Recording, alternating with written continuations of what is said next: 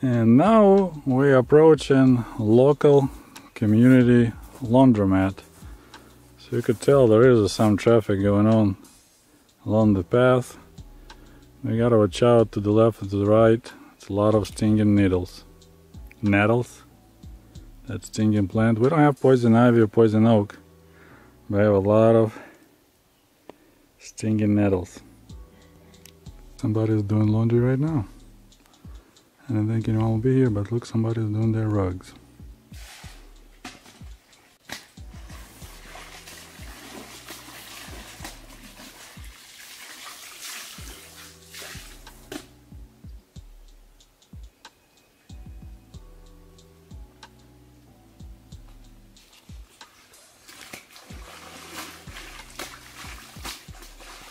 Не-не-не, я...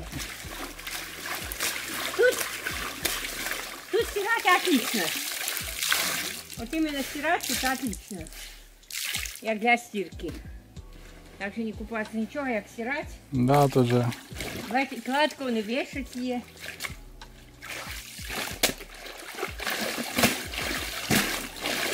Это уже полощите, да? Да, да, это постирано уже.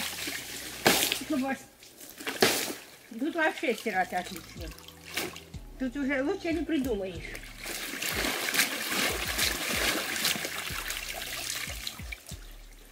Лучше не придумаешь.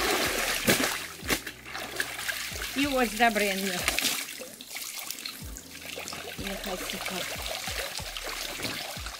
А зимой сюда же никто не ходит стирать, уже все замерзает, да? Нет. Только осень, весною. Ну, поняли, я тепло. И тут уже ходят считанные люди, там уже большинство уже машин. Ну, те, вы поняли, Ну, стиральные, да. Да тут уже считанные люди ходят. У нас нема, а в кого едет? Вот Наташа Пухница собі, вона ж уже не ходить. Є машина.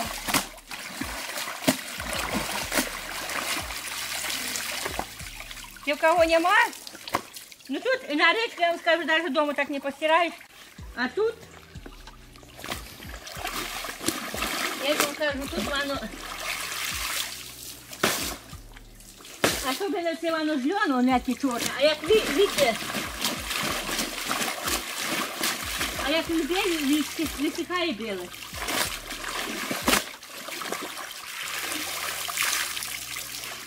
Я вам кажу, що незаменима речка. Так я не ось.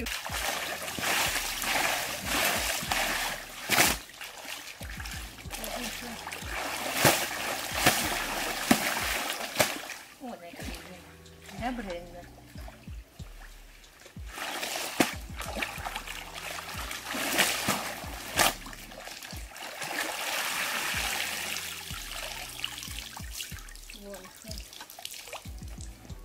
Yeah, I can't believe I got so lucky. Actually found a lady doing her laundry.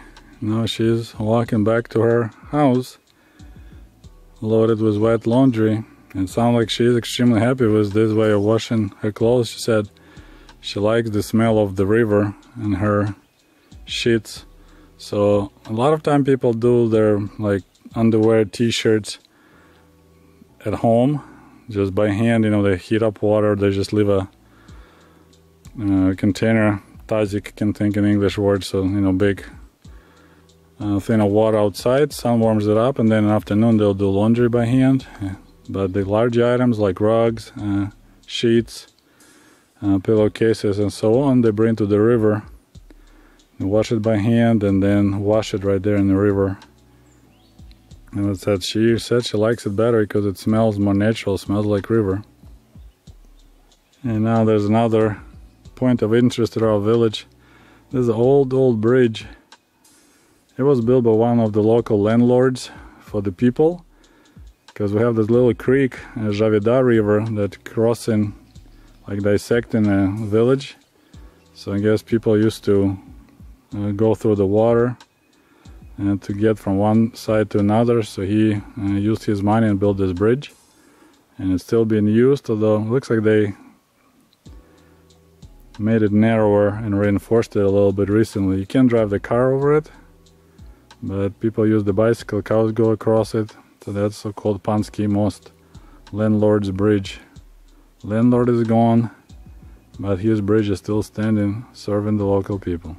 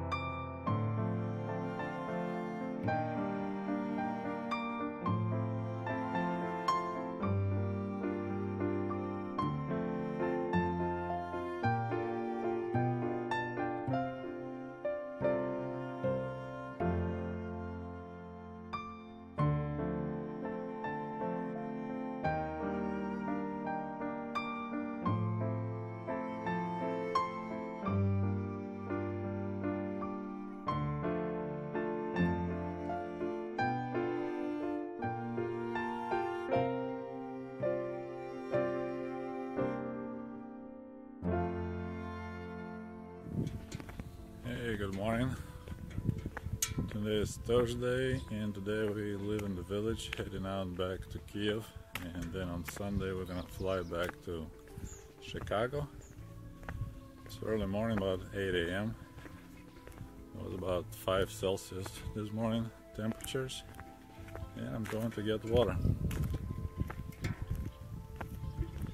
The village is quite empty right now.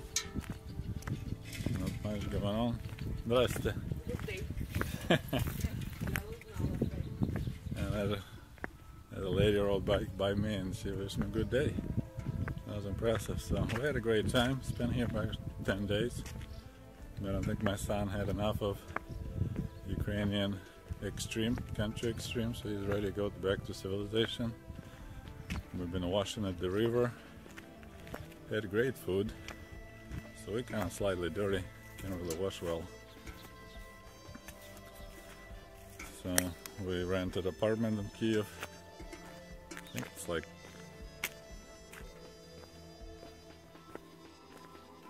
$2,000 hryvnias, which is probably about 50 bucks, maybe a little bit more. A little bit more. So anyway, pretty reasonable. And so now we're gonna film getting some water. This is a different well. I'm getting water. According to my mom, this well is over 100 years old. It was dug still by the local landlord, помещик, and now people's using it. Down below it's brick. This is newer, we can say, I guess, concrete wall, and the top part was definitely replaced. It's all metal. It's the first time I see metal top part. Quite basic system of covering the well from the outside elements, just old sheets of concrete roofing. So now we're gonna get some water. Of course, every well has a standard setup. You always have a bench because you don't want to put your buckets on the ground, so there'll be a little short bench to set up your buckets. Usually it's wide enough to put 2 or 3 buckets.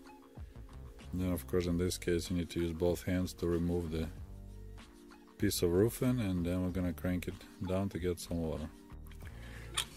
Now that well is very deep, and like the well that my mom usually gets water, it's way more shallow, and there's not much water in it right now. It looks like water table dropped quite a bit. But this one is way deeper, and I think this one was dug in the right spot, we'll put it, so the water is very clear and very delicious. So check it out. This is the water, and the sound of water pouring from one bucket to another, that's one of the sounds that I truly enjoy. Real delicious water.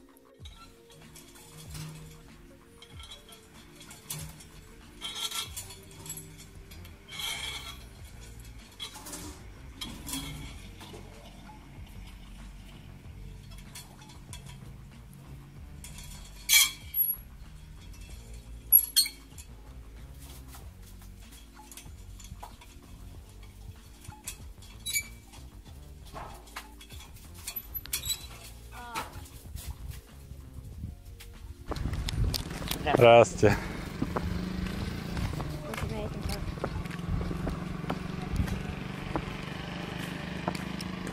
Alright, so we had a different, more traditional type of the well called leleka, and now we're gonna learn how to operate that thing.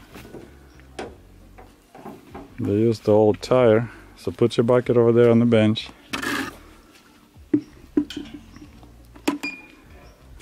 Now you just pull it down and work it all the way down.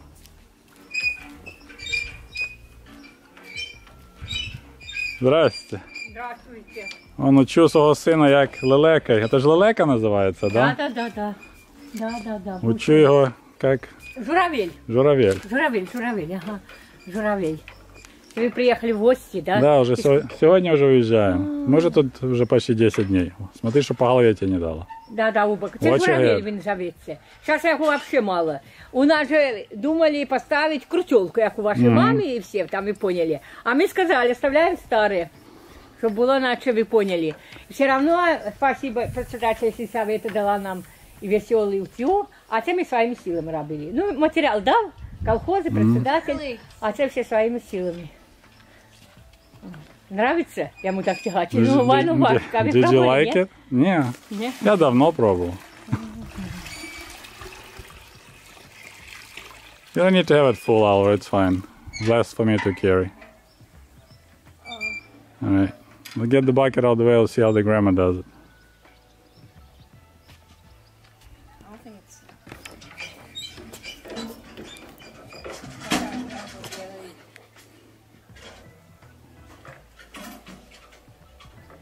А воды сейчас мало, да? Упала вода. Чуть-чуть вода упала. Чуть-чуть упала вода. Его надо вот так быстро брать. Gotta move it quickly. О. И он вообще легкая. And that's way easier. Can you dip it in? Идет так. И все. Поняла, поняла. Тяжело. Вам проще. Вы и то, и то. Да. Ну что? Are you recording? Should say rack. I am. You are? Yeah. Jeez.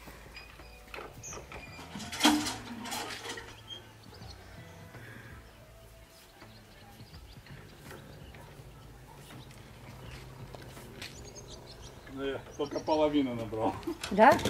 А ну берите еще. Так и меня ж не стешь туди. Не, ну все равно попробуйте. Еще раз. Ведь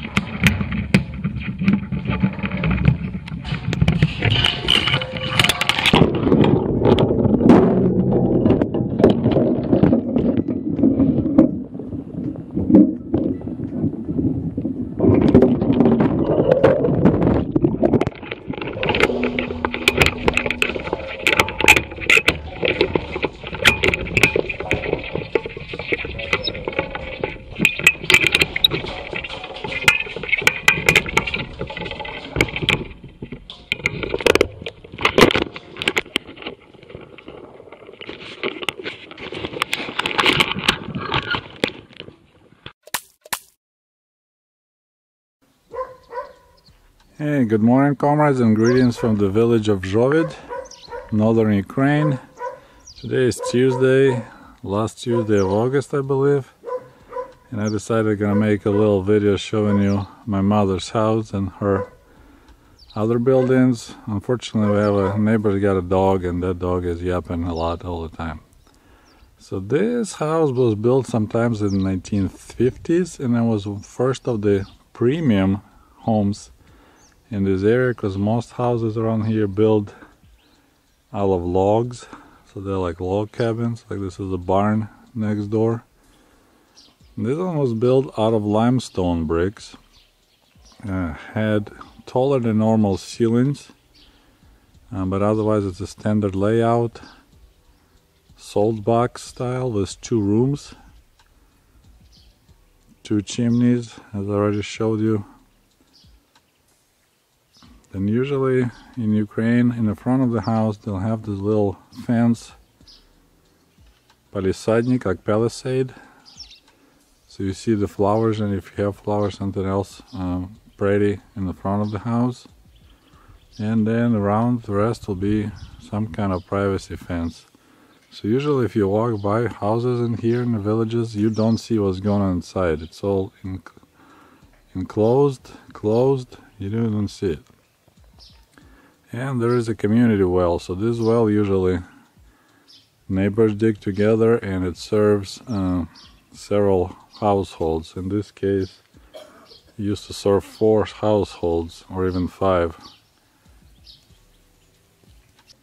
One of the first things we did after we purchased this house, we purchased the house and the outbuildings for $2,000.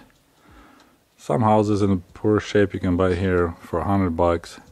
I know a farmer who stores hay in the empty homes. He buys them for $100. I think I already mentioned in another video. And store just for hay storage, cheaper to build a new barn. We replaced the windows, so I had to pay I think about $800 to replace 7 windows, because old windows all were dry up and they were not holding really well, had a lot of cracks. So this is one of the changes we did right away, is put the new windows in.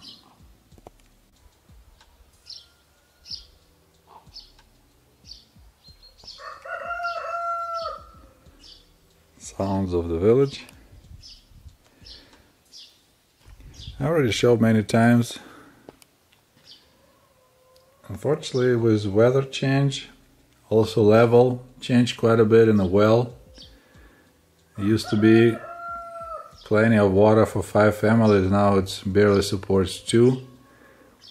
You can't really get a lot of water now because the water table went down quite a bit.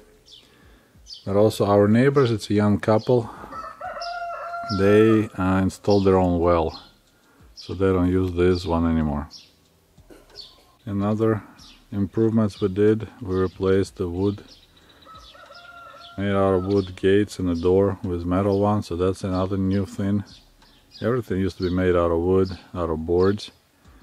Now a lot of people replace it with metal, and it's like a roof, more looks like a metal sheeting for the roofs, but it works just fine for fences and gates. So we have a single door gate that swings open and the entry door into the yard, I would say. And this is my mom's mailbox. I wanted to buy her a new one, normal mailbox, but they discontinued mail service. They closed the post office, so she said don't bother to waste your money. So the door is new, but this was utilized from the old door. So this is how you open the door. You push the button and the door goes open.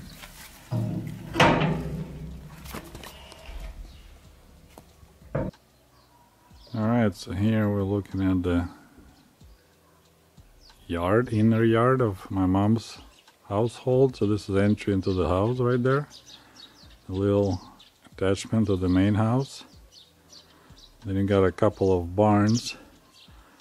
That one primary was used previous owners by storing hay. It has a cellar in there.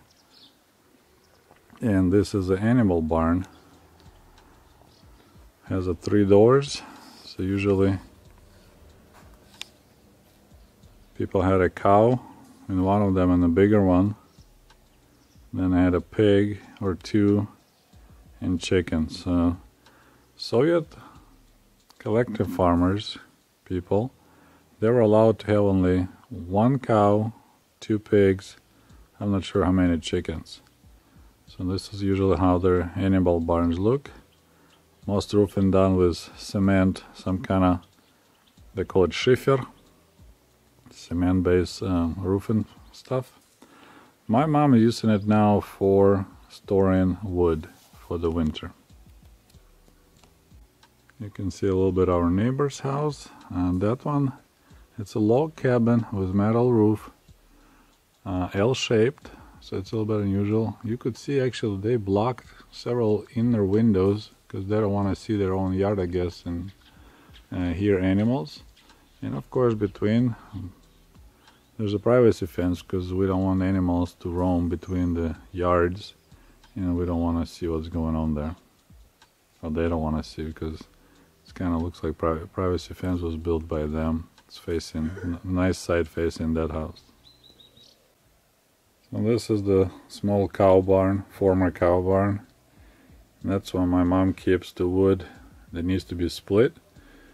It's very expensive if you think how much she needs to spend her monthly pension to buy a truckload of wood. So it's 2,000 hryvnias for a truck of pre-cut pine like this, and then you need to split it. And otherwise, this is how the animal barns look like. You have the window that is of course open in the summer, and that's the window you shovel manure out of. You can still see below the window sill there's still traces of cow manure stuck to it. So this is how you collect manure and toss it up towards the garden. pretty low ceiling, and above people will store in hay. And of course hay also helps with insulation.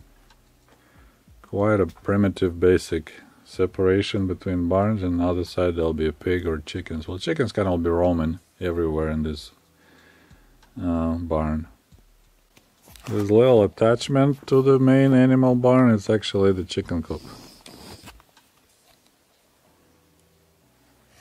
So I said, just whatever boards, whatever materials people have, they'll just bait. Now my mom stores some wood there too, so everything is dedicated to the storage. Here we have a small pieces of wood, just like fire starters. And of course my mom adds up, that's where the chickens drop their eggs. In here you see how much firewood my mom already has. She said that's enough for a winter and a half, almost 2 winters, the amount she got so far. And we've been chopping a lot of wood with my son. So that's her main storage for the winter wood. And this is the tools of our trade. This is 2 modern splitters that my mom purchased. That's what I use. And this is so-called Sakira. My mom claims it's really old.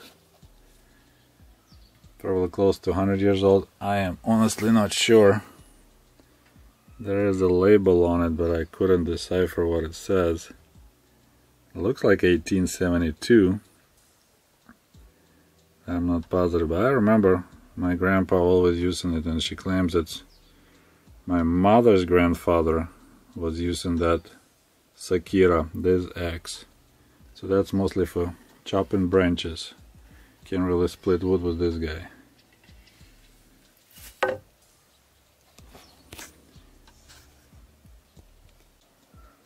It's early morning, around 7:30 right now, outside 10 degrees. But we expect another hot day. And this is my mom's work area. This is where she does her dishes and dries them up right there. On this table, preps some food. This is where she keeps the so-called technical water for doing dishes and stuff like that. Drinking water is inside.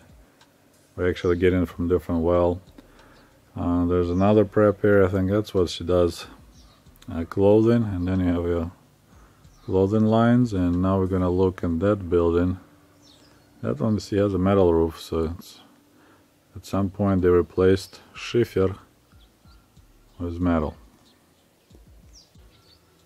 So it's kind of interesting. I actually didn't see stuff like this before, but this is a door into the cellar, and it's inside of the building. So above it, it's covered with hay,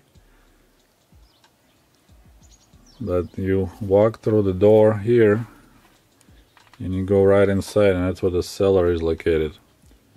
And it actually has electric power, so you can turn the light on to see what's going on in there.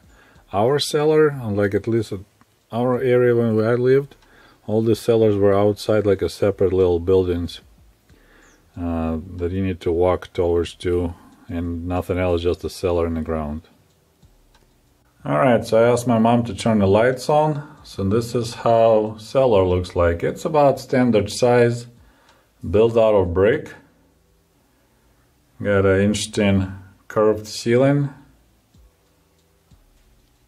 And that's why people store their potatoes for the winter, other vegetables, and as well some other goods that require steady low temperature. Of course, it's not freezing temperature here, it always stays warm, but I guess low teens. So later on this will be filled up with potatoes. My mom would put hay, and then she had some shelves. So this is her homemade tomato juice and other pickling stuff she stores here. And I said later, probably all this part will be filled up with potatoes.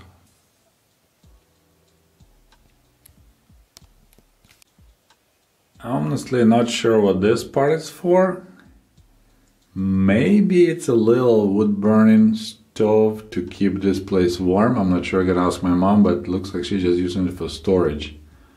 But it's kind of interesting, it's added on to the west wall. Pretty decent shape considering the age, over 50 years. And of course people used it as a shelter during World War II. If the bombing starts, people run down to their cellars to hide. Set above it, they'll be filled with straw and hay and whatever random junk. And sometimes in summer it's kind of fun to sleep here.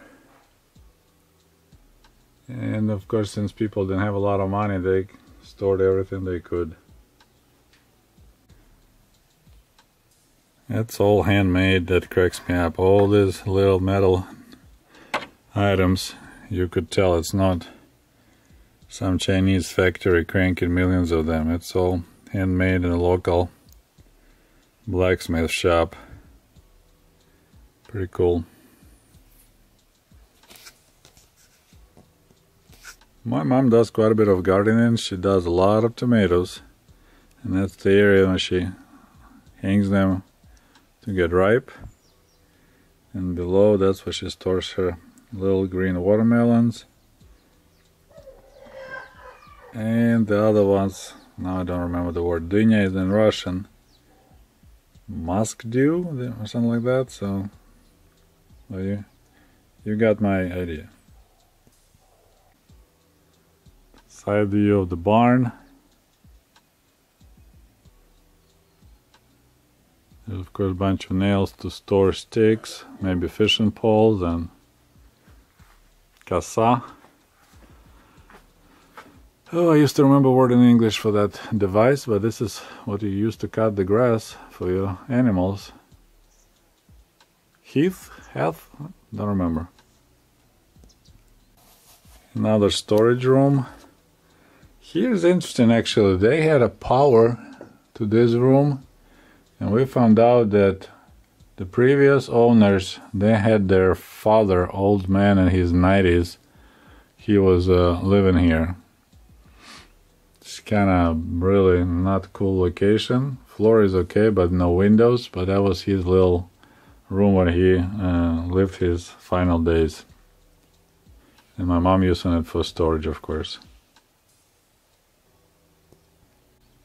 It's funny, my mom, just like me, loves marigolds. I like these rusty color marigolds, I like their smell, and at the same time my wife hates those. So we always have an argument because I would like to plant some, and my wife doesn't want any. But that's, my mom plants them everywhere. Here's the back view of the animal barn. So they have a concrete kind of like beams post, vertical post, and then between them you have a wood logs, and here more marigolds, and my mom's garden.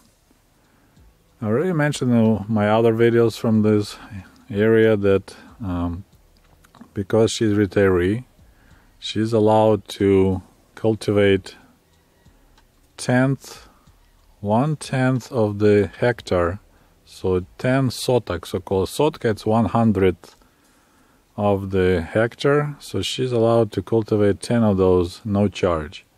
Otherwise you have to pay rent to the local Sельсовет, I'm not sure, and also like the, basically to the village. And of course, so far you cannot buy land, you only can rent it. It's still government owned, people are not allowed to purchase land.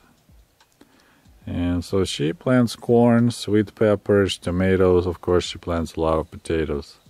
Then you got a little berry patch, black currant, red currant. Then you have this little old semi-open shed for storing hay and stuff, but we just keep it the way it is. There's no reason to fix it.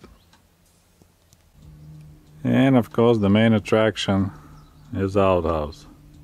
So it has a little windows on the top. Now this location is pretty neat. It's facing the garden, and there's a corn blocking the view, because there's a street over there, like where the tall trees are. So corn and that pile of hay blocks the view, so you can just sit with the door open and enjoy the view and do your business.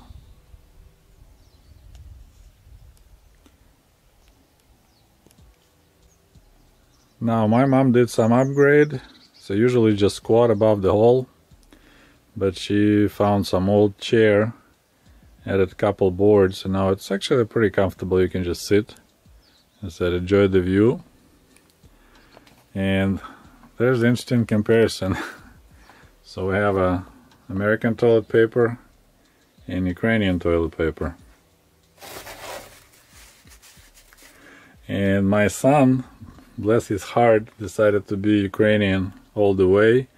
And instead of using soft American toilet paper, he was using Ukrainian toilet paper. And on the second day he said he needed some ointment because it was too scratchy. So I thought it was kind of funny.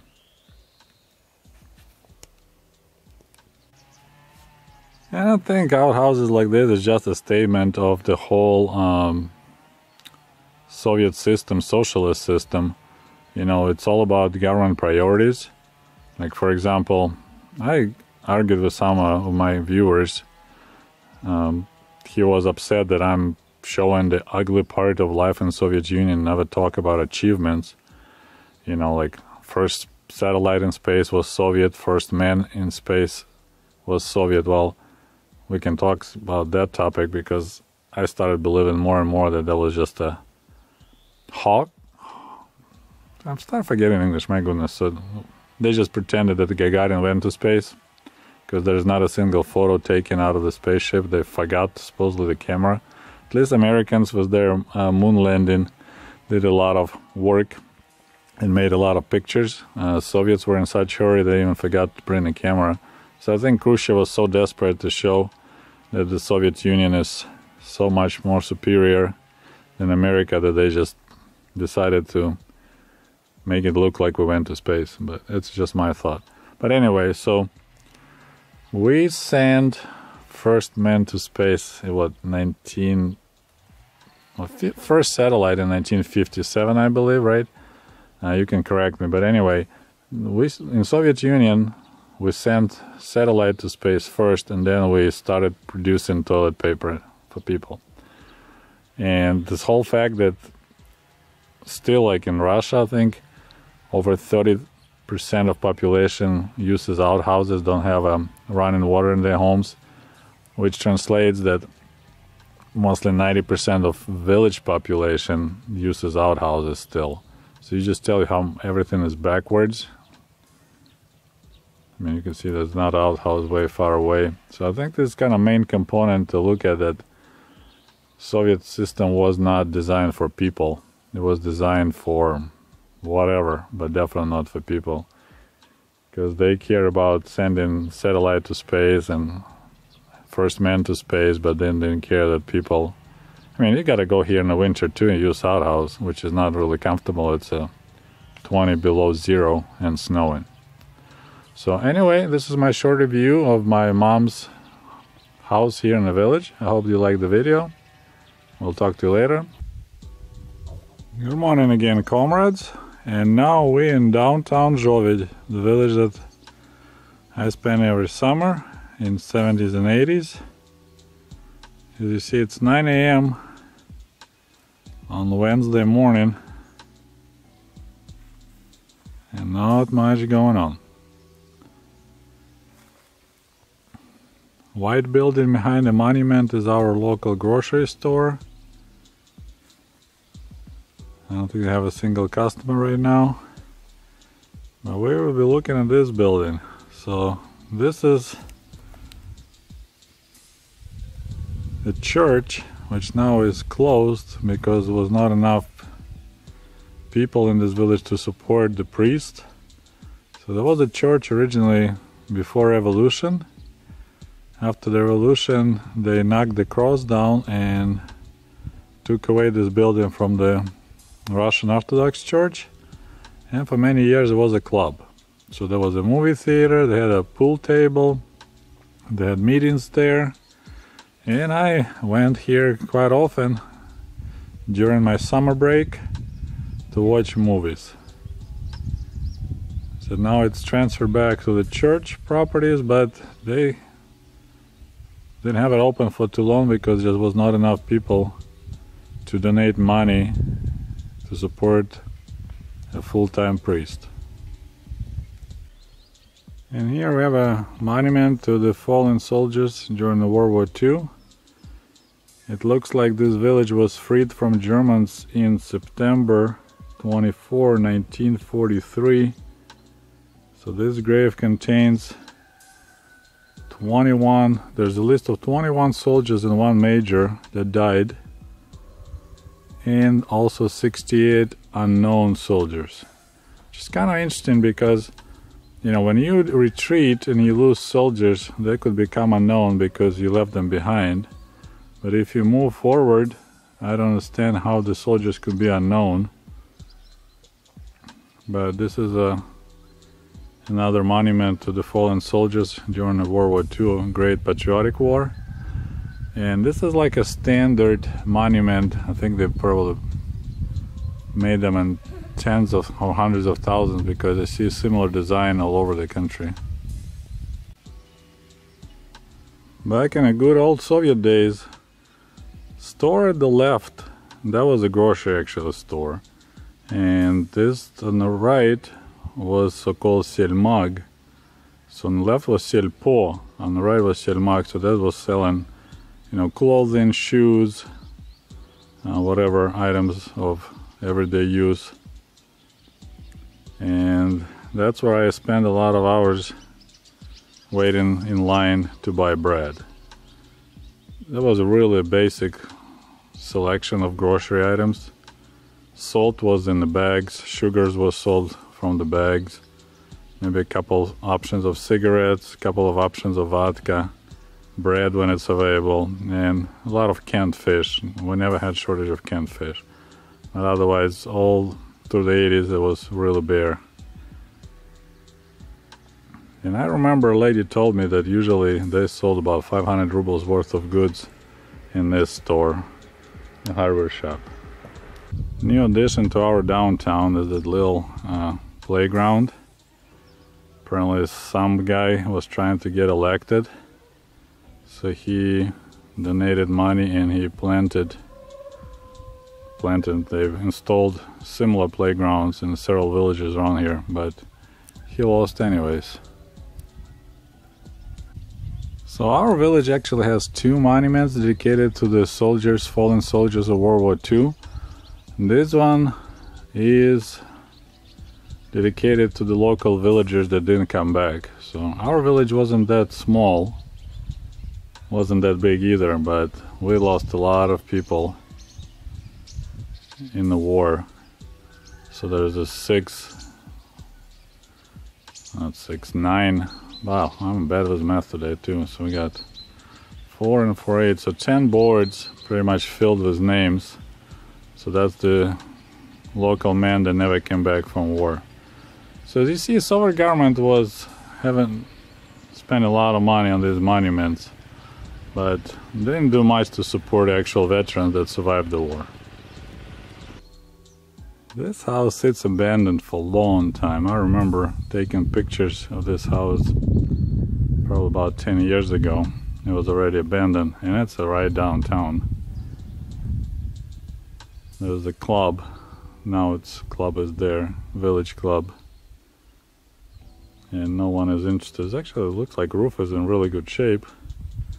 But logs probably getting bad. And right here next to it is the cellar. So that's how the usually cellars were built, like a little separate item building. And this is our shuttered post office. This is the building I came to pick up my parcels with bananas. If you listen to my story about bananas in the village, this is the place I came to pick it up. They actually even cut out power already. Wow. So they're trying to figure out how to save money with the villages dying out. So they decided it's too expensive to have a full-time post office person. So now it's closed, and I think it's open once a week for a couple of hours, something like that. I'm not positive because there is no more. No, powers go behind. Never mind. There are outside lights removed, but power's still there. I think it opens once a week for a couple of hours for people to get pensions. So it creates huge line even in this small village. Just like in Pishchanka, this is Soviet era mailbox. Soviet symbol removed. In Russian letters, Pochta, repainted in Ukrainian style Pochta.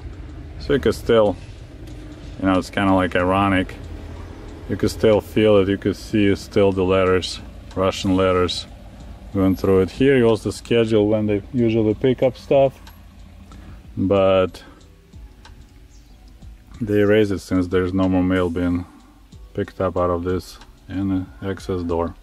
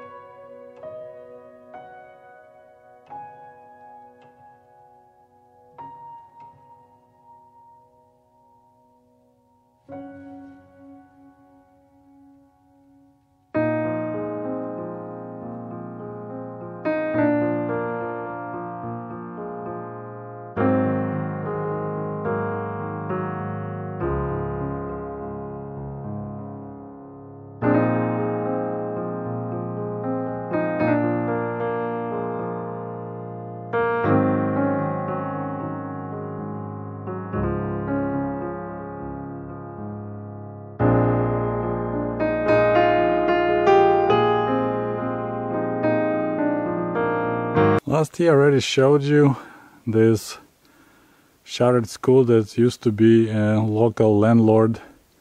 Paretsky was his last name, that was his house. And that's closed for quite a while.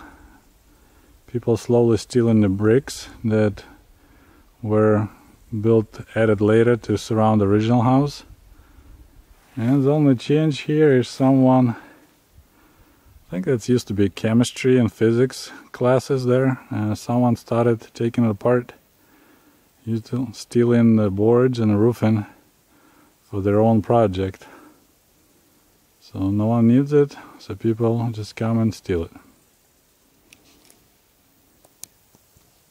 Same here, some good people already broken in. Took the door out so we can go and explore, and looky. We got symbol of Soviet Union still here. Made of plastics, that's a newer one.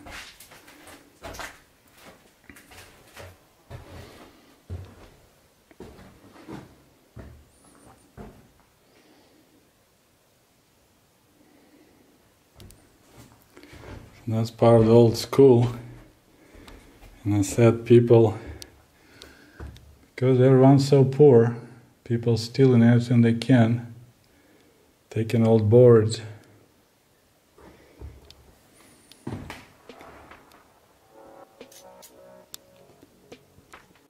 Well, I got lucky, I found a book by Lenin, and it's called about communist way of raising children, so we're gonna keep it.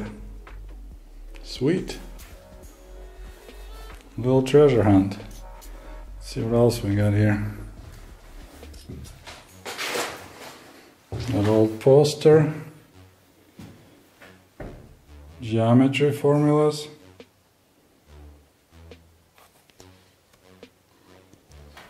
Some old pictures, but it's not an original reproduction, so we don't care about that. That's interesting. The corner of professional orientation. They show different skills they teach children. So that's pretty cool. I wonder if I can take some of those pictures off. My mom maybe will recognize some of these people.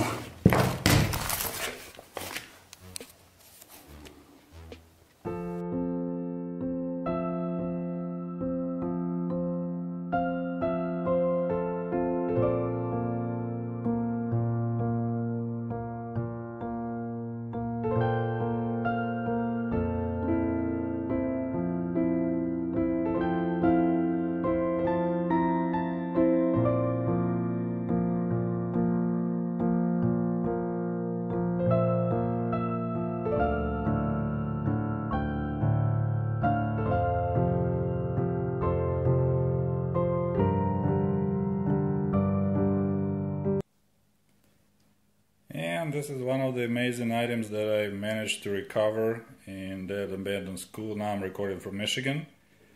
So that's the famous photo of Lenin reading the newspaper Pravda, the main newspaper of the Soviet Union. Pravda means truth, which is kind of interesting.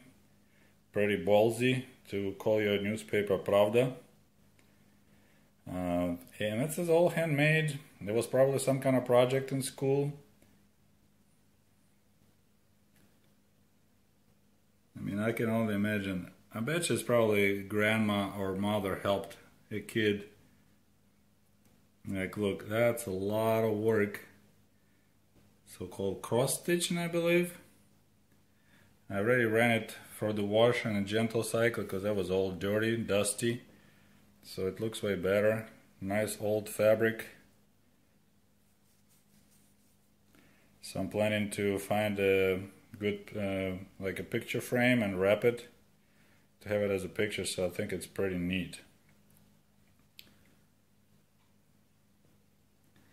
Very happy that no one was interested and no one took it. It was just laying there in that abandoned school that somebody already broke in before, and they probably were just interested in anything they can sell so they can buy alcohol.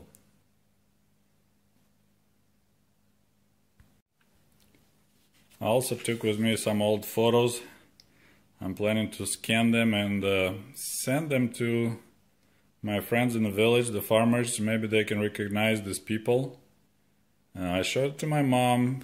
I thought maybe it's as old as her time in school, but she said she doesn't recognize people. She thinks it's probably sometimes in picture was taken maybe in 70s.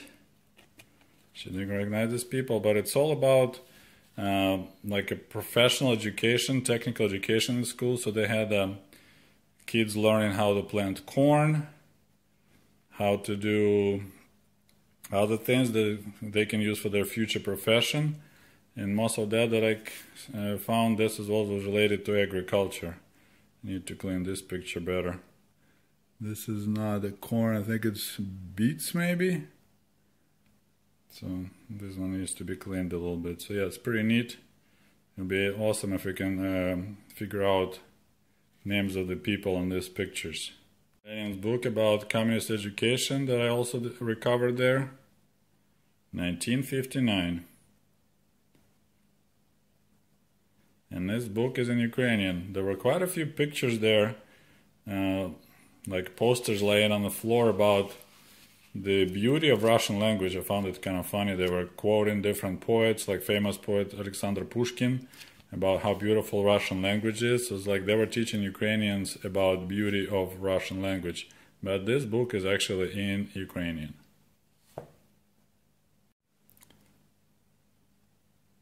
I also decided to take this along. So that's about different professions in Soviet Union. Pretty accurate picture of the dump truck. I remember exactly this shape. It's probably old ZIL. So of course here you can, so you can move to the city and work in construction as an excavator operator. They didn't use real excavators in villages. Sweet picture here. You can work at a collective farm and you can pull the giant sled loaded with hay with a tractor. I thought this photo was amazing.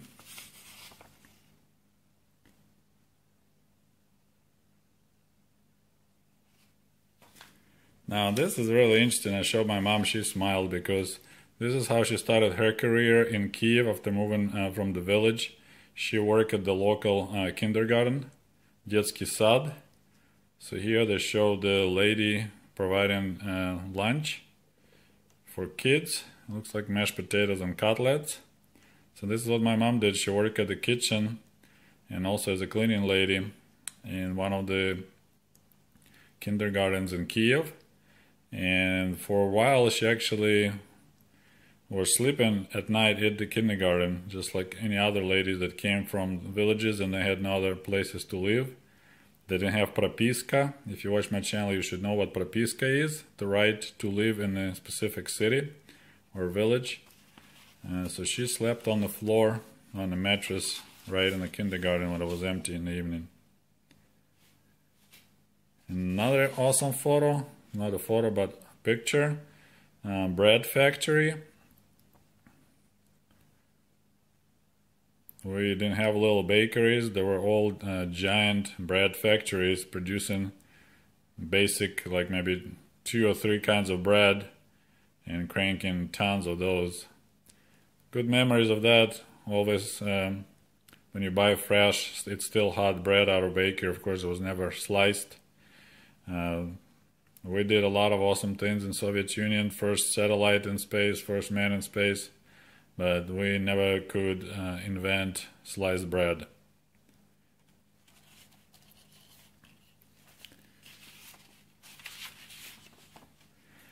This is actually, by this picture we can determine around what time this art was created, because KAMAZ factory, the truck factory, it was, I believe, sometimes in the 70s, and when they opened that giant factory, I believe it's in Bashkiria, Kamsky автомобильный завод. I was teaching my kid that pretty much every vehicle, every brand of cars or trucks in Soviet Union was always ending with AZ, автомобильный завод, like car or vehicle factory. So that one is KAMAZ, MAZ, BelAZ, VAZ, all of them end with AZ.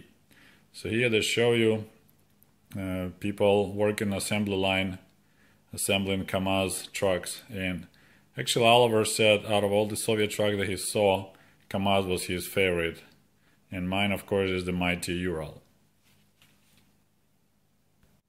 That was a real nice surprise to discover that whoever broke in and cleaned up that school, they completely ignored these gas masks.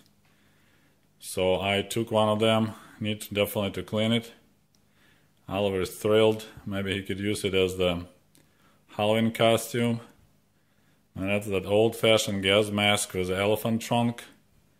And it reminded me of this Soviet joke about Soviet army when a little kid was couldn't sleep, so he was bothering his father, who was a Soviet officer, Soviet army officer. That, "Daddy, Daddy, I want to see elephants. Daddy, Daddy, I want to see elephants." And in the end, father gave up, said, "Okay, fine, kiddo." So then he makes all his soldiers to, have a night training, gas attack. And so they all don this type of elephant trunk gas mask and started running around the building, and the kid excitedly clapping his little hands and yelling, "I love elephants, I love elephants." So that's another treasure I recovered in that school. It's pretty neat. So, and I guess we can make the ending for the story.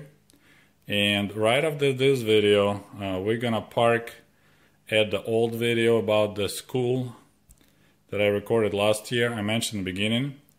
So right next after this, we'll start a previous video from last year when I talk about history of that school in the village of Zhoved. Thank you very much. Enjoy the show. Hello comrades, and welcome back to the Ushanka Show. Greetings from the northern Ukraine. Right now I'm standing in the front of an abandoned school in my home village, more precisely my mother's home village in the northern Ukraine. This is the school that she attended. It was closed about 15, maybe 10 years ago, since they don't have enough kids in this village anymore. But my mother attended it in 1950s. She was born in 1948. So she went to this school till the 8th grade, then she had to go to the school in the next village to finish so-called high school. This building has a very interesting story. It used to be private residence of one of the local landlords. His name was Paretsky, Platon Paretsky, who was actually a famous Russian scientist. There's a little placard. So from 1889 till 1907, here lived a famous Russian scientist and professor of mathematics, Paretsky Platon. So he passed away in 1907, right before the Russian Revolution, 1917. So he kind of, you could say, got lucky. His wife, the widow, she barely escaped Russian troops or Soviet troops in 1920s when they started hunting down landlords in Ukraine. They took care of the people, landlords in Russia, and then when Stalin came to power and started pushing forcible collectivization, they came to Ukraine, and there were about 4 or 5 big landlords in this village, and most of them got killed or they left in advance, and his residence got turned into school. So right now it's really interesting. If you see, it's like the old new skin peeling off, and you see the old skin. You see the old building. In 1980s they installed bricks around the building. So there's the original building, which probably a log cabin with the boards over it, and then they installed the brick, but now the brick is collapsing, exposing the original building and the original treatment ornament. So it's pretty neat the way it looks. As I said, it's abandoned for over 10-15 years. Some windows are broken, and broken glass got replaced. It's also interesting if you look. I don't know if you can see, it's reflecting too much, but it's the German language. Oh, right here maybe. I'm looking at a different window. Okay, so right here you could see it's they were studying German language, so that's the boards, study boards from the German class that now used for blocking the windows. It's really sad, really nice building, really nice location. No one needs it. So people just come and steal remaining of the brick. So this wall is slowly disappearing. So this is the main entrance, and it says Zhoved Middle School. And I just talked to the lady who rode the bike. She recognized me, so she told me that there's a couple other abandoned buildings here. This one right here, this is used to be a kitchen, so there were just classes. This one is another building. This is was a chemistry lab, so it's set separately right across the field. So of course all this was, you know, was just dirt, but now it's all overgrown with grass. So here they had a initial school. So first the 3rd grade kids studied in this building, so that would be like elementary school was right here, and a half of this building was library, small warehouses in the back, and also they had their own water well right there somewhere. Of course, it's also abandoned. So interesting. I just asked my mom. She said that you know, the Poretsky passed away in 1907. He got buried up here at the cemetery, but his wife got lucky. She got somebody told her, like, you need to leave before tomorrow the Soviets come, and they are confiscating everything and they're killing most of the landlords. So she just grabbed whatever valuable possessions she had, hopped in a cab, horse cab, and she left. I couldn't find what did she go, if she survived, but she just abandoned everything and left behind. Some other big landlords, we had about 5 landlords in this village. Several of them got killed, their buildings got burned, but as I said, Platon Poretsky got lucky because he died right before the revolution and all that collectivization and other things started happening. I'll put the link below this video with from his biography on Wikipedia. It's quite interesting, and you might ask, like, how in the world did he end up in this middle of nowhere village? He married the widow, so this lady, his wife, she was a widow and she lived here, so he somehow met her and came from Russia, settled here and lived for a long time. According to my mom, apparently he was a very good landlord. He wasn't rich because he spent a lot of money around here. There's a small old bridge that he built. Local peasants didn't have a bridge, they had to walk through the river, wander through the river by foot, so he built the bridge out of his pocket. And also he was generous, helping people who were in need. So he was a very nice landlord, so people had no bad feelings about him. But of course, when Soviets came, they didn't care, because any rich people were bad people. So as I said, my mom spent 8 years studying this school, and with every year it was less and less kids going to the school. At some point it just came, it's a pretty big building, as you see. There was no more reason to have a school because only a couple of kids attend. So now they have some kind of school bus service. And we don't have a lot of kids around here. I mean, the whole village has about 180 people. So they bus the kids to the other village, which still have school, and there's no school in our village. So this is kind of interesting. I thought you might enjoy this video. Really complicated history in this region, and now it's all, as I said, our village slowly dying out.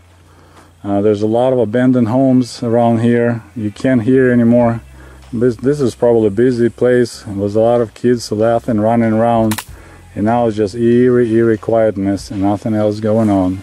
No blacktop, no concrete driveway. It's all dirt roads, dirt paths. This is northern Ukraine. Well, thank you very much for watching my channel. As always, don't forget to put likes under my videos and share with your friends. We'll talk to you later. Hello, comrades, and greetings from the northern Ukraine. Me and my son Oliver right now visiting my mother, his grandma. We came to Kiev last Friday, August the 3rd, and since Sunday we're staying here in northern Ukraine in a small village. Population maybe about 100-200 people. It's really a small village now. It used to be probably close to 1,000 people, but with years a lot of houses, old people died, and there was no one interested to buy the houses, so there's a lot of people houses just in this shape. Or you can buy a house in pretty decent shape. I mean, it will need some work, but for about $500 you can purchase old log cabin and a lot about this, approximately this size, about an acre or two. So as I said, we're visiting my mother, and I just decided to make this video. There's one of the local farmers, the guy the same age. He was born in 1971, but he grew up in this village and he stayed here, He worked for the local collective farm as a tractor driver. It's the guy in a dark t-shirt. And now he works on his own on the farm. He has, that's his son helping. Right now they're working on harvesting hay. They're renting this land. So as I said, the person, like this house is also abandoned. So people not interested in housing because there's no people to live in, but people interested in land. So he's renting these 2 lots, and he just for his hay, because he owns 6 cows, and he owns he bought, I guess pretty cheap, a Soviet era Belarus tractor, but he remodeled, repaired, and did some additions. He put a brand new cab on it. And this tractor is a rear wheel drive, but he also added front wheel drive. So now there's this might be my mom riding the bike, maybe not. So now that's an all wheel drive tractor, and they're harvesting hay, as I said. And he was nice enough to allow my son to ride with him in the cab. So right now it's the first stage. Here's the hay in the normal condition after being cut. Over there, there's Oliver. You see my son, the hay is already pushed together into long rows, ready for another equipment to come along and pack it in a compact, those they call them Russian tube, and then they'll take it back to the storage area to feed their 6 cows in the winter. They process their own milk, they make cheese and sour cream, and they sell at the market at the closest town. As I said, this village is a really sad shadow of itself. It's had a lot of abandoned houses. You can call it probably gentrification. Sorry, mosquito is biting my leg, I gotta kill it. Same thing happened to my grandparents. Both his kids, my uncle Misha and my mom, they moved to the city. Like my grandparents literally pushed them to leave the village because life was here so miserable.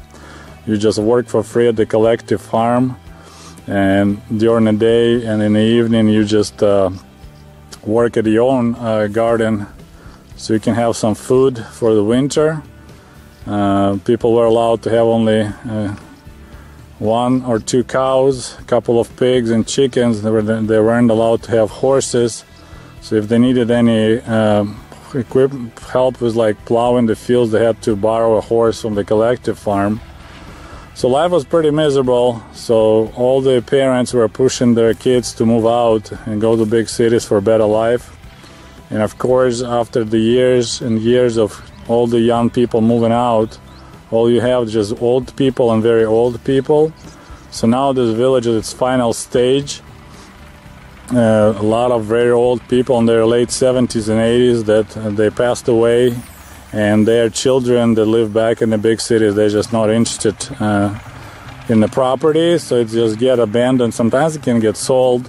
Houses around here, like it's about this condition like you see here, and a lot you can purchase for about $500.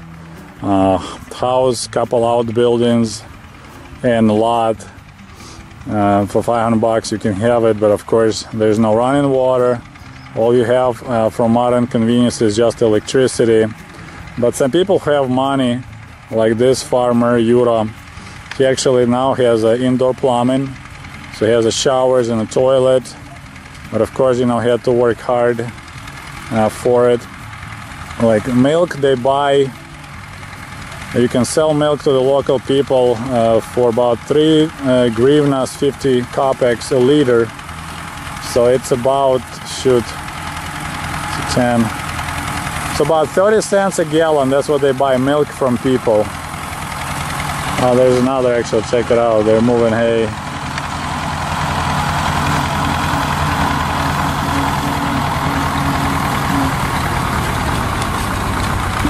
So you really don't make any money selling milk. The only way to make some money is to actually process your own milk and sell it at the market. That's what they do. So their house is packed full of 3-liter jars with fermented milk that they're waiting to process into cheese and then take it to the market. They also grow potatoes. As I said, they have pigs. Another interesting thing I asked, no one here raises cows for beef. It's just not profitable or not. People not willing to pay money for premium steaks. So all the cows only milk cows, and the only cows are being killed for meat is the young bull. So if the cow gives a birth to the young bull, they just pretty much take him right away to the slaughterhouse and kill him, because no one wants to raise bulls because they're just too expensive and you won't return money on your investment. I have more stories about this village, but this is my first video. Hope you enjoyed it. Don't forget to put likes under this video, share with your friends, and hello again and greetings from the northern Ukraine, a small village of about 200 people nestled between the woods and the river. Beautiful place, beautiful weather. We really enjoy here. We'll talk to you later. Good morning from the northern Ukraine. Today is Sunday, August 12, and unfortunately our short summer vacation in Ukrainian village is over. A short stay with grandma. Right now around 7 a.m. Looks like it's going to be another cloudless day, hot day. Temperatures here reaching upper 80s during the day, but at night it drops to low 60s. Like right now it's 14 Celsius, so it's pretty cold. Neighbor started cooking. As you see, I'm just gonna have a little tour, walk around my mom's farm. And there's me. Good morning. There's my mom's laundry department here. She hangs clothes, and so funny. My history of coming to America is right here on display. Camp Cancelas USA. This is probably from 1996 or 97 or 98 t-shirts I worked. Actually we can check, it's 10 years since they started. So my mom modified these t-shirts, cut off the arms, fixed the holes, and have a V-neck instead of a t-shirt. This is our faucet, gravity style water faucet. You pour water in there, and that's how you wash your hands. There's a soap. We used to have like that, but it was made out of metal.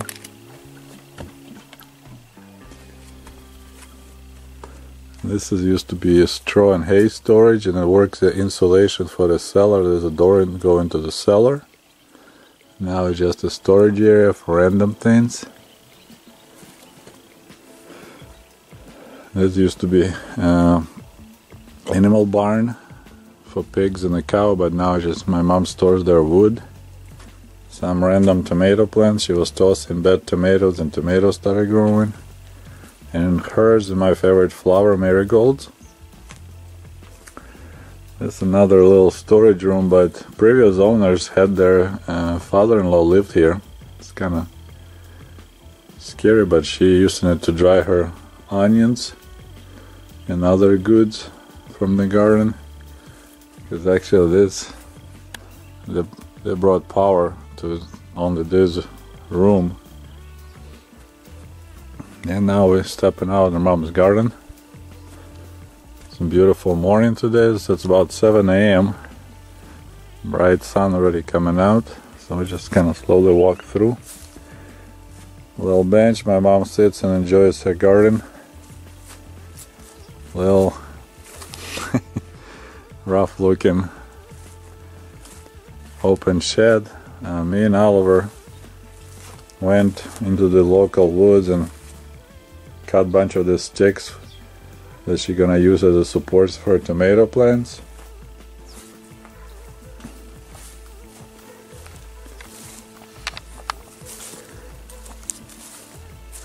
Outhouse. Most households here in the village still use outhouses. Hardly anyone has indoor plumbing. And if you have indoor plumbing, then you have no system of pumping out the waste out of the septic tank, so not many people using it. Got some green onions and tomatoes going on here, some dill. There's a couple berry bushes, pretty sad looking, but it's a white. There it goes. This is a white currant, and also Mom has a blue currant. This plant is really hard to find in the United States. More marigolds. So my mom have like sections and tomatoes, and sections are separated by marigolds. It's like little fences. Here we see some strawberries, but they done for this year, so she just cut grass. And there's a huge area dedicated to tomatoes, different types. And actually my mom sells them because it's way too much for her. And it's funny, like you see, it's pretty neat garden. I mean, for a single person to take care of it, many people just, let me see if I can show you. So beyond this corn, there's a garden of the neighbors, and it's a young lady in her 30s. She has 2 kids. That's the one that cooks right now. All you see is just weed. So she barely goes out of the garden after it was planted, so everything is overtaken by weeds. And of course, her tomatoes, if they're overgrown by weeds, they start rotting because they need to be exposed to the sun. So most people here complaining that tomatoes are not good this year, last year, year before, because they rot. Mom's tomatoes are looking good because they're all taken care of. They staked, tied up, and tomatoes are enjoying the sun so they can get ripe. So there's a different kinds of varieties. One is, I want to show you, it's kind of interesting. It's called naliv, like an apple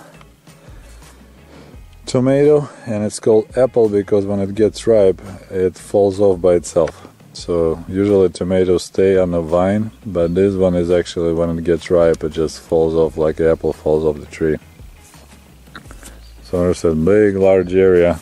There's gonna be a lot of tomatoes. Last year my mom said she sold about, I calculated, close to 80 kilos of tomatoes from her garden. She earned 700 hryvnias, which is about $30, but that's half of her monthly income, her pension. She right now, her pension is about $50 a month, so I help her, give her some money because prices going up, but pension's not moving up much. This area is a little bit overgrown by weeds, but that's what her beans are. That's not beans. I see some watermelons, so there's a watermelons area here.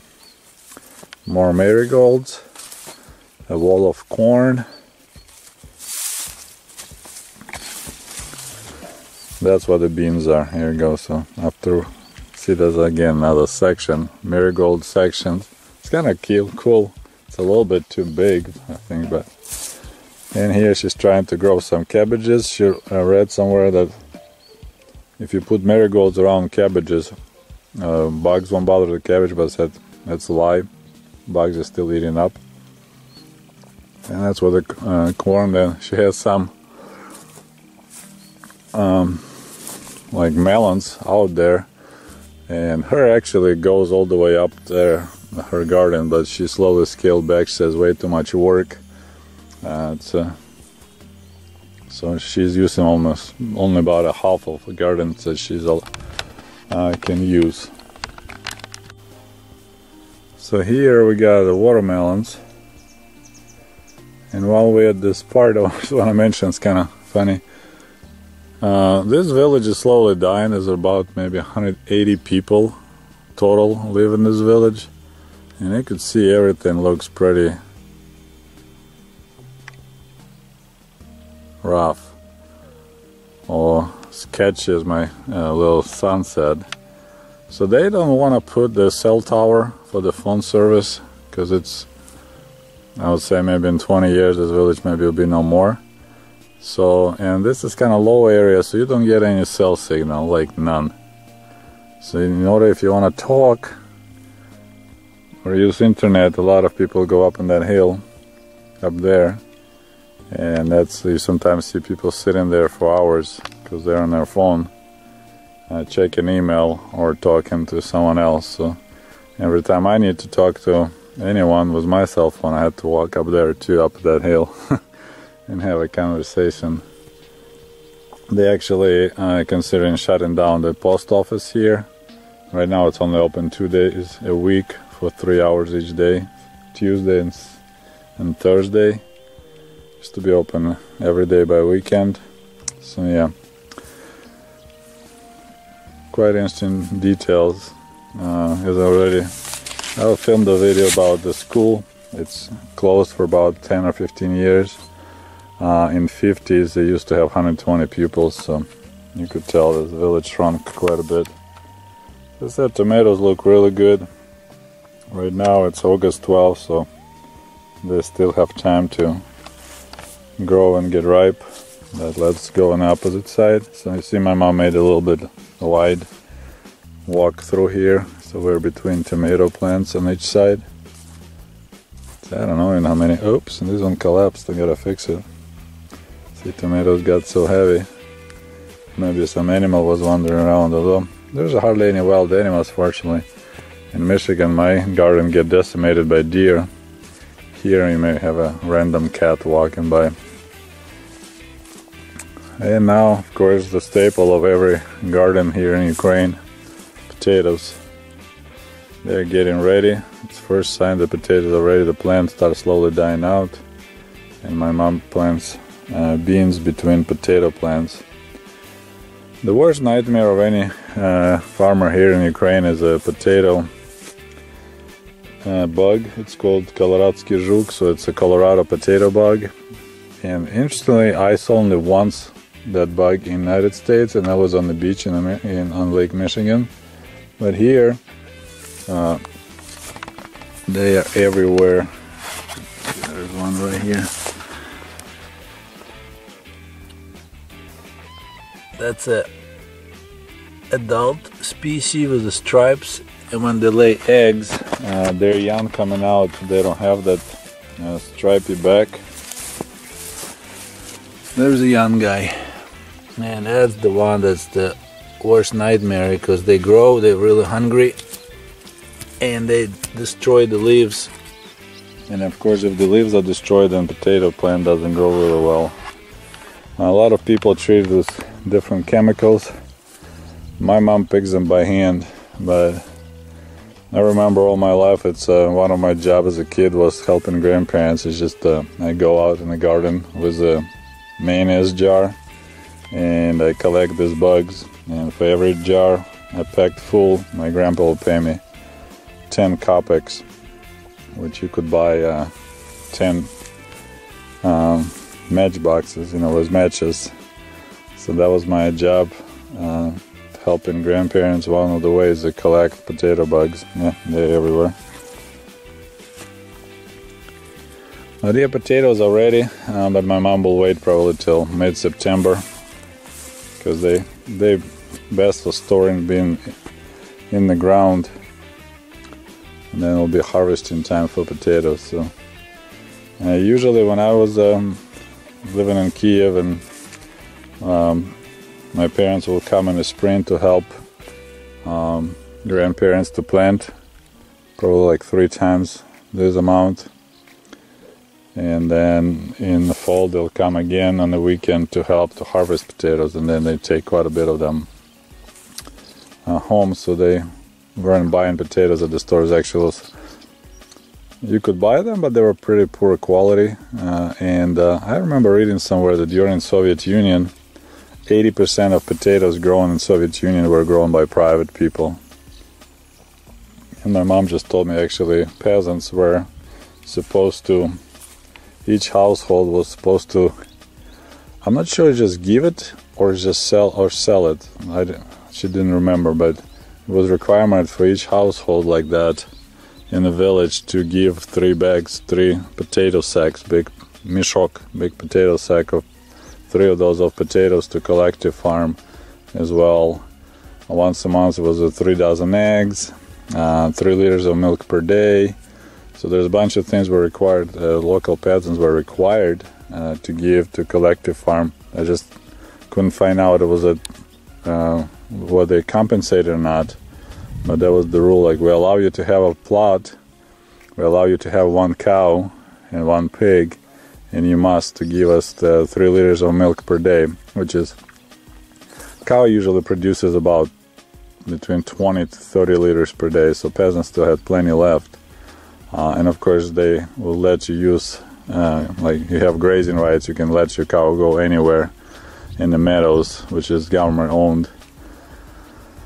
And my mom said way back during the Khrushchev regime, when you slaughter a pig, you had to take the skin off, skin the pig, and give the skin also to the government so they can use it to make boots for the army.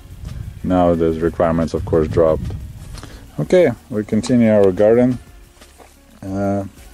review. We got some more beans here, the whole row. We already harvested some yesterday and make bean soup. Here my mom found some old 4-year-old seedling seeds of cucumber seeds, and she decided to try if they're still good. So she planted them way late, so they're just little young plants, but they came up good. So next spring she'll plant them. She'll use those seeds again, but I don't think this plant is gonna make it. We'll have about a month, maybe they'll make it. So I'm helping her in the water with Oliver, with my son, every morning with water. These little tiny plants. There we have some more melons. It's a dew melons, what it's called, the one the yellow inside, but they're not ripe yet. And usually that's melons, you don't really weed them hard. Just kind of keep weed down, but not as hard as the other things. And I said, you could see right there, right now, closer, this is a neighbor's garden. And the problem with people next door to you, if they don't take care of the weeds, the seeds are flying to your side. Okay, here we got a row of carrots, row of beets, row of carrots, row of beets. We already harvested some beets yesterday too. We harvested beans, and Mom made amazing bean soup. I just said it, I think. Maybe I didn't. And that's another thing. My job in the morning is, before it gets hot, I also water all these guys, because they look pretty sad in the hot sun. Like you can see, the beets leaves are kind of getting soggy and sad. Now we got more melons over there, more tomatoes.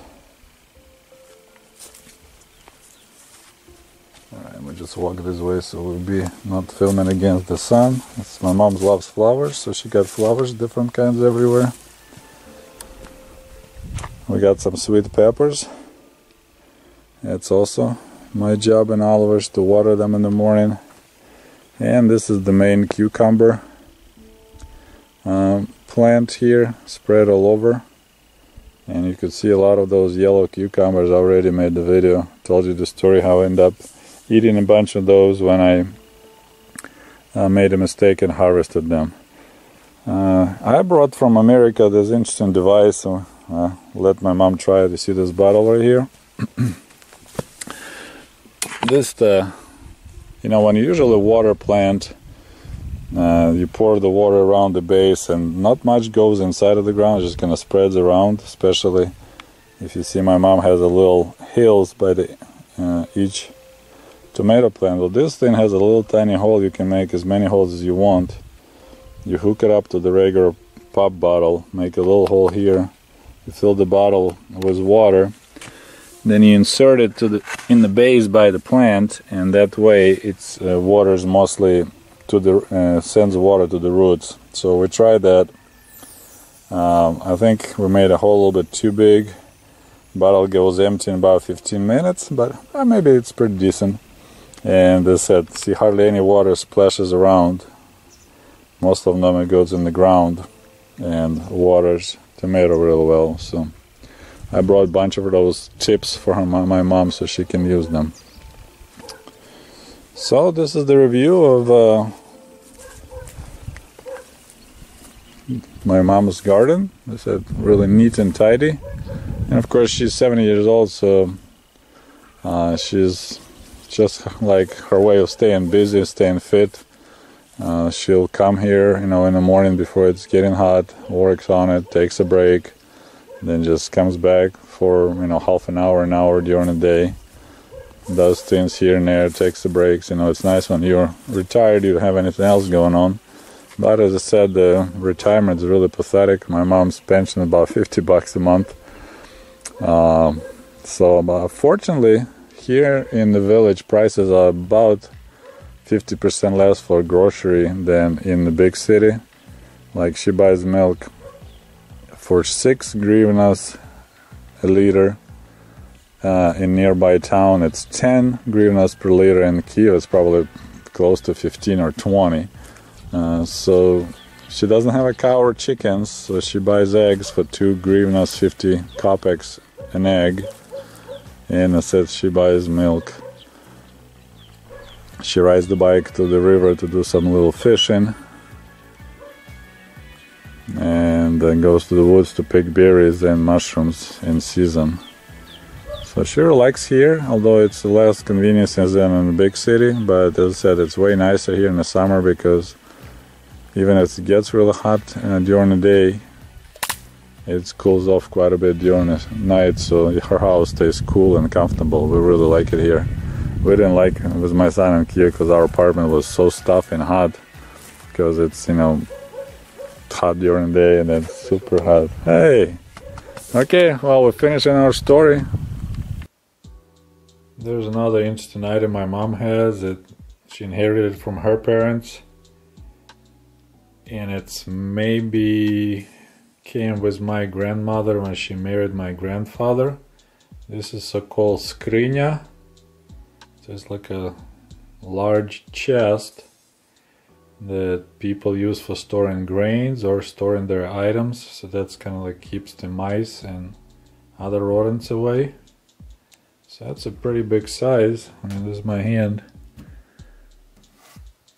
It's definitely 2 people only can move it.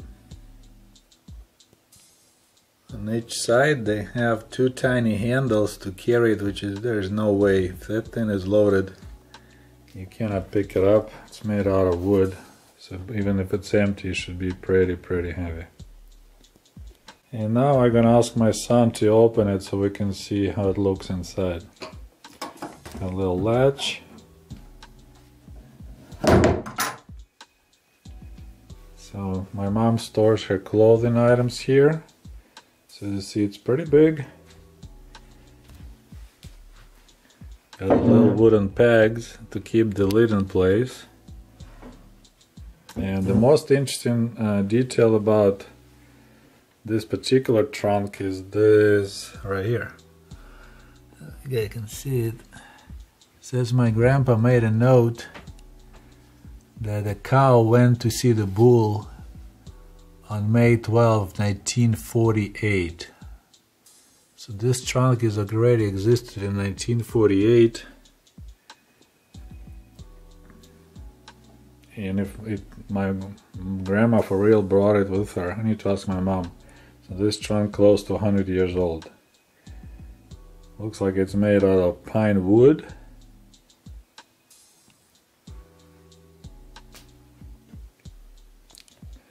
Decent quality. Those little peg holes in the lid.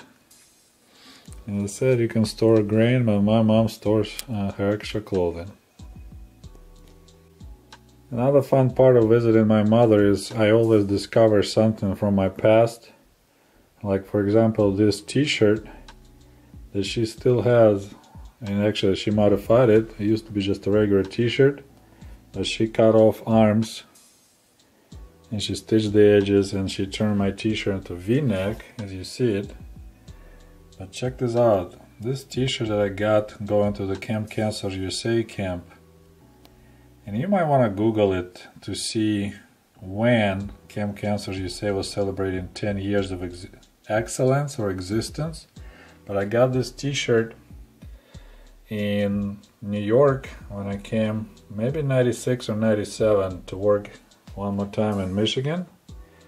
So my mom keeps in pretty decent shape. There were some holes here in the front that she neatly stitched. And it said she turned it into a V-neck, and it's still usable. I use it now here in the village. And this is the back of the t-shirt with American flag and stars that have the colors of the flags of the countries that participate in this CCUSA program. You see we have already Ukraine, Australia, Greece I believe, Britain, Germany, Sweden, not sure what it is.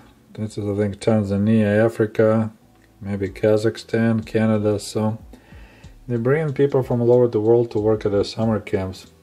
Although one time I met here in America a guy from Africa, and he said they shut down Camp Counselors USA operation in his home country. I don't remember which country in Africa, because he said there was 100% no return from his country. So people who came to work from that African country, they never came back to their home country.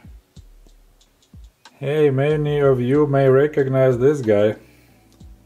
So that's another vintage clothing items my mom has. It used to be like sweatpants I purchased in 1996 when I was in Michigan.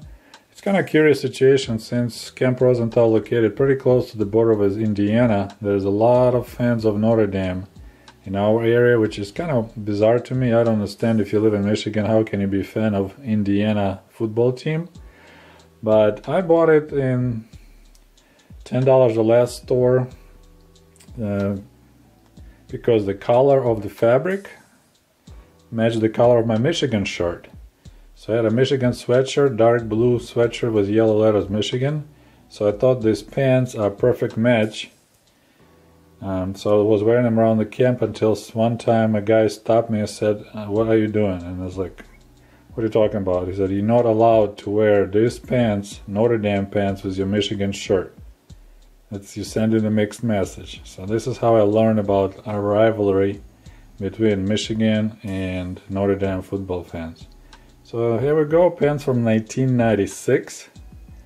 Of course, Mom modified them. She cut them, made them shorter, so they're kind of like extra long shorts now. But they still here, middle of nowhere, northern Ukraine, fighting Irish. Reminds me of my silly history of wearing them together with my Michigan jersey. And there's another vintage clothing item that my mom wears. I honestly don't remember buying it, but probably I did, because it used to say, if you look very closely, USA. But my mom was wearing that shirt when she was selling items on the bazaar in Kiev, and quite a few people were upset that she had USA letters on her shirt. So what she did is mask the letters, and she used the yellow thread to connect the letters so it became unreadable. You can't say, they used to say USA. Kind of interesting story. So that's also very old, from 90s shirt. And you see my son tried to fix the situation, but so this is how the original shirt looked like. Big proud yellow letters USA, which she modified to stop being harassed at the market. Wait, no, you shouldn't use that video. Why not? Because we're not. Fine.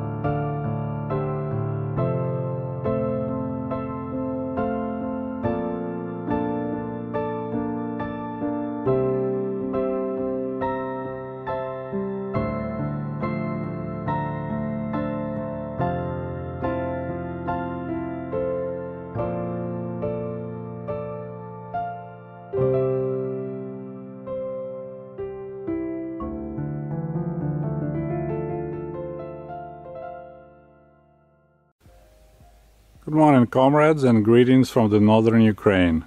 Доброе утро, товарищи, привет с Северной Украины. Well, here I am at the northern entry to our village. And the first thing you see is abandoned house.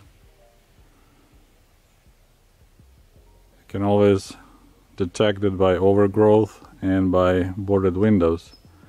It looks like a pretty nice house. Actually, my mother was considering buying this place, but it was the last house on outskirts of the village, so she was concerned about location.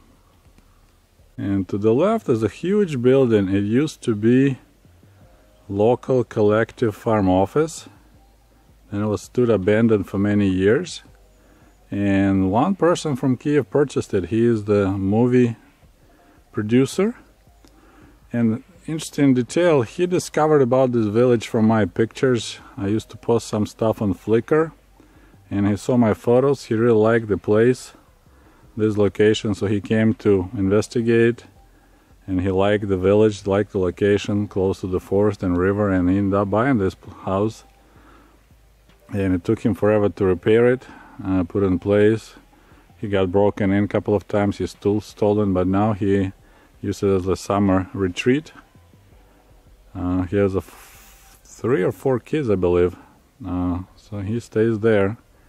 I personally don't like location because right next to, you can call it a highway, but it's huge. It was built in the 1950s. This is how Ukrainian countryside looks, northern Ukraine, of course. Chernihiv region, a lot of pine trees and white birch. In fields now, what we see here, which you're gonna recognize really, is kukuruza or corn. This is actually quite unusual for northern Ukraine. When I was growing up here in the 80s and 70s, climate was too cold to grow corn. It's, trying to correctly say it, so the season, corn will never get ripe. How about that? So if they plant corn, corn will be planted only for animal feed, but it would never get ripe. Now, we're talking 2019, growing season increases, I don't know for how long, several weeks maybe, but now it's plenty of time for corn to get ripe, and it's scary. Like, they started planting corn everywhere. It's just like becoming, instead of banana republic, Ukraine becoming corn republic, because besides corn and sunflower, there's nothing else being planted by big guys. So there's 2 big agricultural companies here in this area, Snovsk region, and they renting all the large fields, and all they do, they plant corn or sunflowers, and they just rotate between those 2. Now you need to keep in mind that soil is very poor. In northern Ukraine, it's mostly sandy soil, so that's pretty good for potatoes, but it's not enough to grow corn naturally every year because it sucks so much minerals or whatever stuff out of soil. So I'm not sure what kind of chemicals they add in, how much fertilizer they have to dump, because both corn and sunflower is very hard on soil. Some lady told me, I was asking this question, they said if you don't fertilize like much, that you only can plant sunflowers every 7 years in the same field in order for the fields to get replenished. This blacktop road going up the hill, it leads to the repair shop, former collective farm repair shop, which is gone now, like completely gone. Fortunately, I got lucky. I went there like on adventure maybe 10 years ago. I think collective farm still existed at that time, but they already abandoned that shop. So actually I took a bunch of pictures, and I'm gonna make it maybe separate videos, talk about it. When collective farm was officially dismantled and sold off, some guys purchased that whole building with equipment for 30,000 hryvnias, so maybe like for $5,000 or $4,000. And they took it apart completely. Like, buildings gone, equipment gone, it's just nothing left, just some broken bricks. I was impressed. So that's what they did. Anything they purchased here at the collective farm. They just took it apart and sold off for scrap, like metal scrap, or sold off to people who want to build cheap. Just like Bold and Bankrupt, I ride a Soviet-era designed bicycle, Iced, the Stork, made in Belarus, in Minsk bike factory. I believe we had two huge bike factories. One was in Kharkiv, Ukraine, and one was in Minsk, and they were assembling adult-sized bikes. So this is a standard issue. They not much difference in design. They looked very similar. But I bought this one in early 2000 for my mother. So I said it's Soviet design, but it already was built later on. We replaced the seat with the better one, and we added the basket. The original ones didn't come with it. I don't think they even had a chain guard. Just really basic single speed pedal brake. So there never was any hand brakes. And of course you have a luggage rack in the back because everyone was using it to move stuff around besides ride into your destination.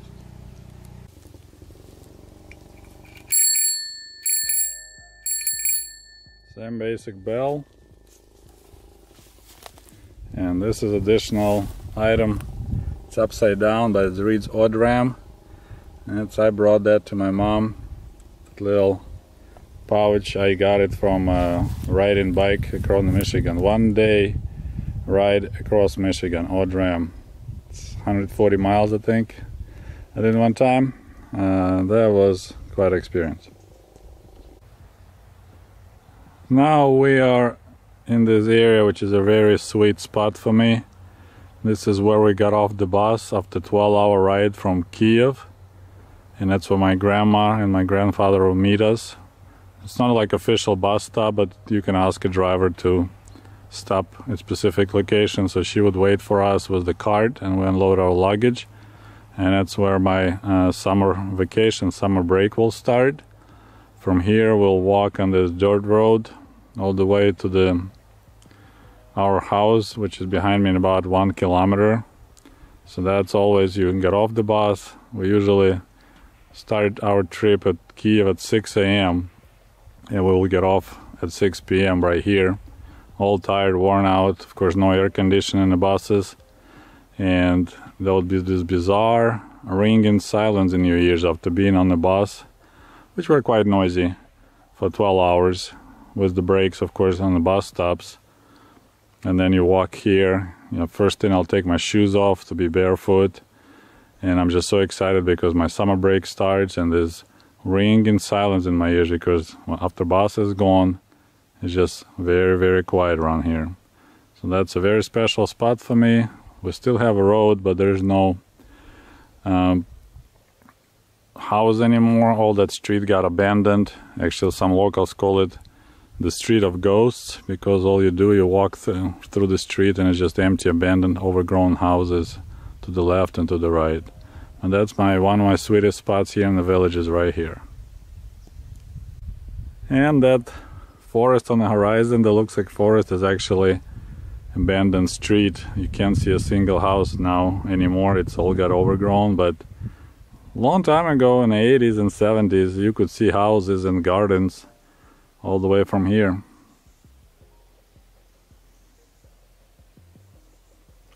Another reason I like this area is because if you walk through the fields, it's like wide open. You're under blue skies, it's very pretty.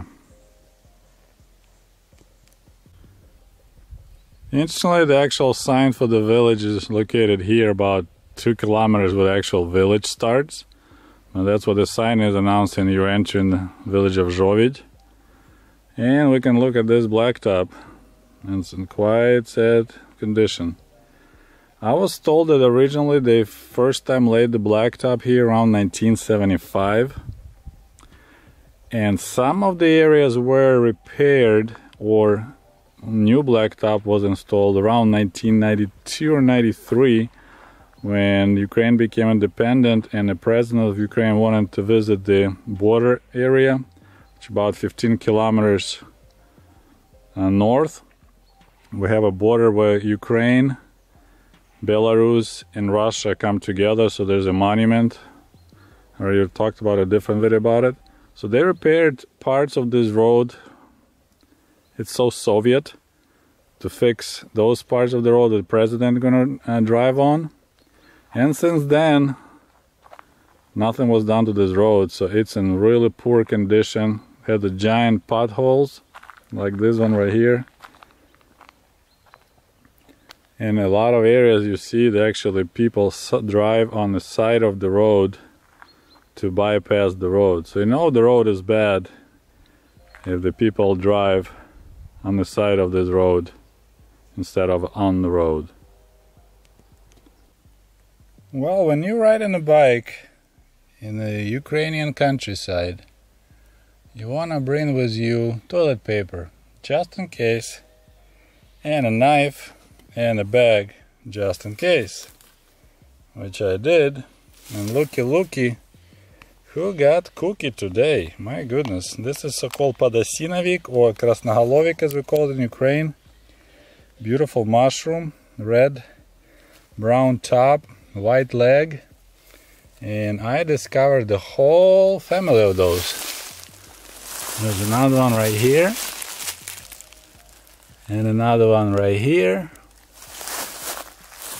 And looks like another one right there. And two more over there. That's a mother lode, and more over there. This is right next to the highway, but it's in a little area which is a little more moisture. It's right dry right now here, but it looks like there's enough moisture for these guys to pop up. That's beautiful. I love these mushrooms. First reason, because they are so beautiful, delicious, and they never get wormy because there's something in them, some kind of iodine, not that iodine from Chernobyl, but worms don't like it, and it turns blue. Look at this beauty when you cut it. So I'm very happy. I went for the little bike ride and movie making, and I end up mushroom hunt. Just beautiful, just freaking beautiful. And another one, and that's the most fun of mushroom picking, when you get on your knees to pick one and you enjoy how beautiful it is, then you look and right next to it, oh, not far away, there's another little beauty hiding. Man, oh man, what a happy moments of my life. That's what I call picture perfect mushroom.